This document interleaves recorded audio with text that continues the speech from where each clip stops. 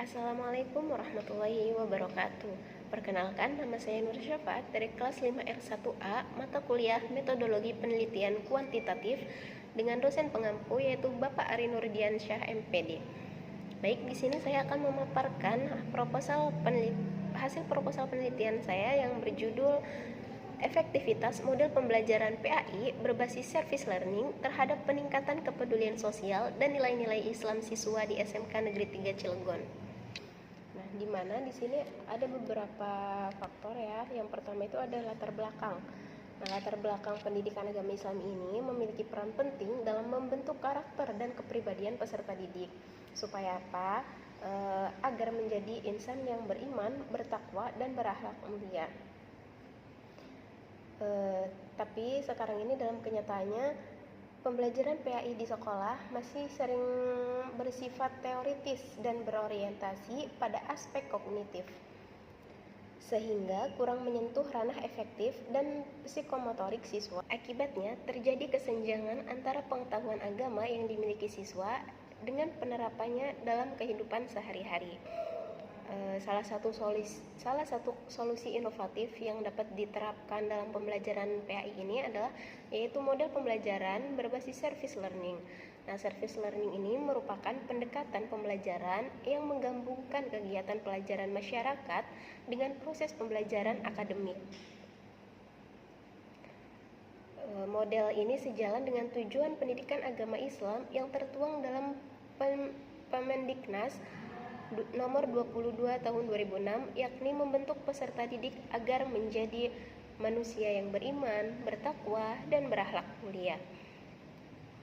Oleh karena itu, penting bagi kehidupan pribadi untuk mengkaji sejauh mana efektivitas model pembelajaran PAI berbasis service learning ini dapat meningkatkan kepedulian sosial dan internalisasi nilai-nilai Islam siswa di SMK Negeri 3 Cilegon tersebut.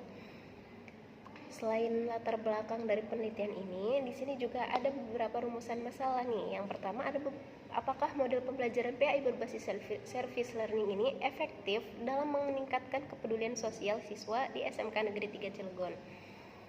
Yang kedua ada apakah model pembelajaran PAI berbasis service learning ini efektif dalam meningkatkan internalisasi nilai-nilai Islam siswa di SMK Negeri 3 Cilegon tersebut. Selain itu, di sini juga ada jenis datanya nih. Penelitian ini menggunakan data kuantitatif, di mana data berupa angka hasil pengukuran variabel penelitian melalui angket skala Likert dan hasil pretest serta post-test. Jenis data ini juga mencakup dua macam data nih, teman-teman. Yang pertama ada data primer, hasil angket kepedulian sosial dan internalisasi nilai-nilai Islam siswa. Yang kedua ada data sekunder. Nah, data ini mencakup dokumentasi sekolah dan seluruh kegiatan pembelajaran yang berbasis service learning tersebut. Selanjutnya ada variabel penelitian, di mana jenis variabel ini ada variabel dependen atau variabel X dan variabel dependen, yaitu Y1 dan Y2. Kita tampilkan di sini ya teman-teman.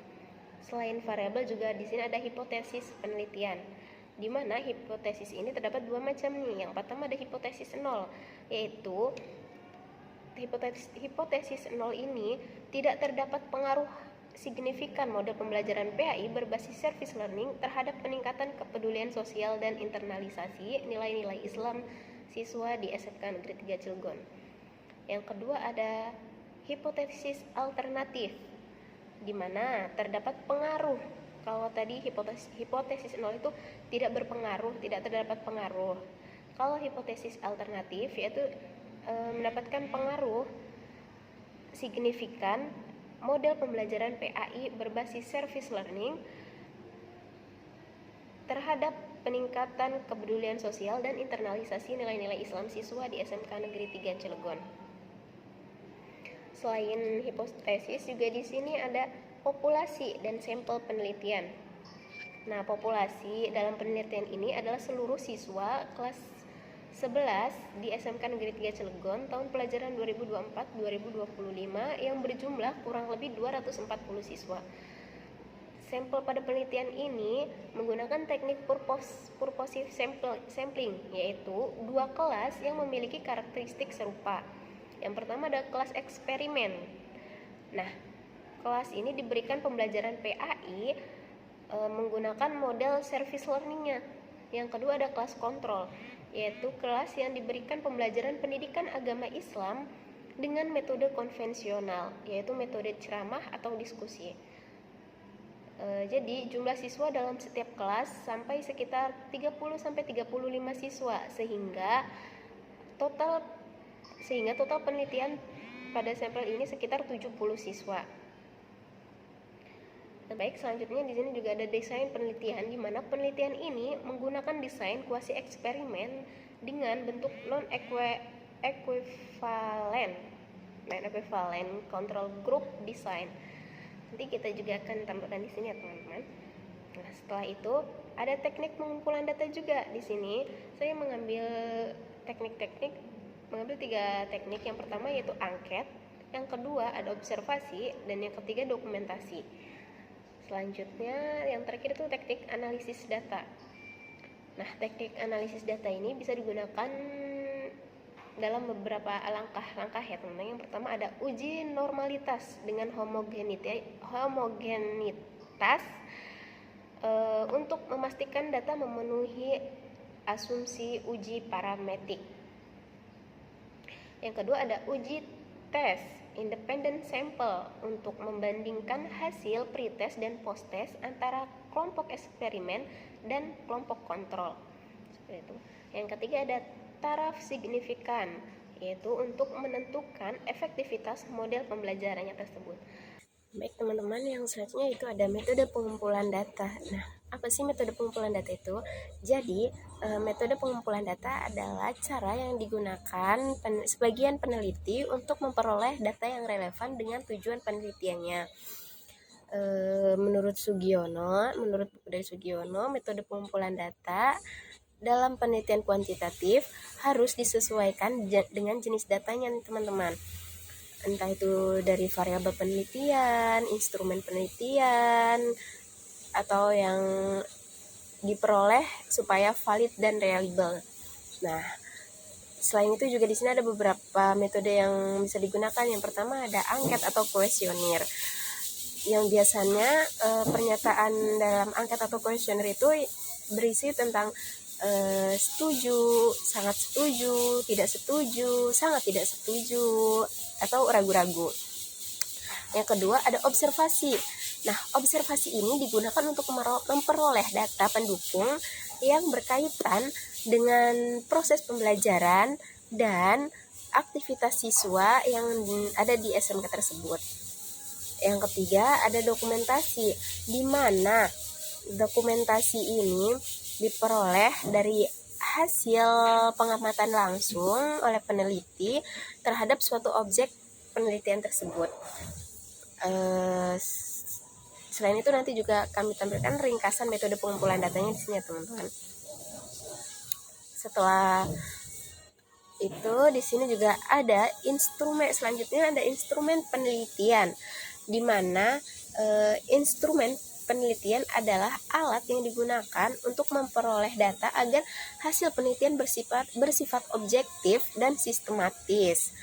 Juga di sini juga kami menggunakan 3 instrumen variabel. Yang pertama instrumen variabel kepedulian sosial, atau biasa yang kedua ada instrumen variabel internalisasi nilai-nilai Islam, dan yang ketiga yaitu instrumen variabel model pembelajaran PAI berbasis service learning. Nanti kita juga akan menggunakan di sini ya teman-teman. Setelah itu ada metode keabsahan data. Nah, metode keabsahan data ini bertujuan untuk memastikan bahwa instrumen penelitian mampu mengukur variabel secara tepat. Kita di sini menggunakan 2 uji validitas instrumen ya teman-teman. Yang pertama ada uji validitas instrumen, yang kedua ada uji reliabilitas instrumen. Nah, yang pertama uji validitas instrumen ya teman-teman. Jadi, uji validitas instrumen adalah tingkat ketepatan instrumen dalam mengukur suatu variabel yang diteliti. Nah, uji validitas yang digunakan adalah validitas empiris dengan teknik korelasi produk momen person. Rumusnya seperti ini ya, teman-teman.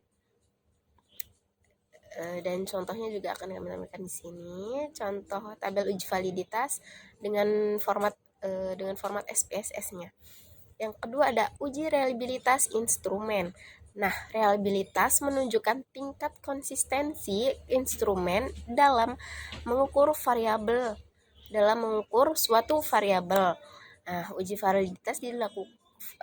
reliabilitas dilakukan dengan cara alpha convex.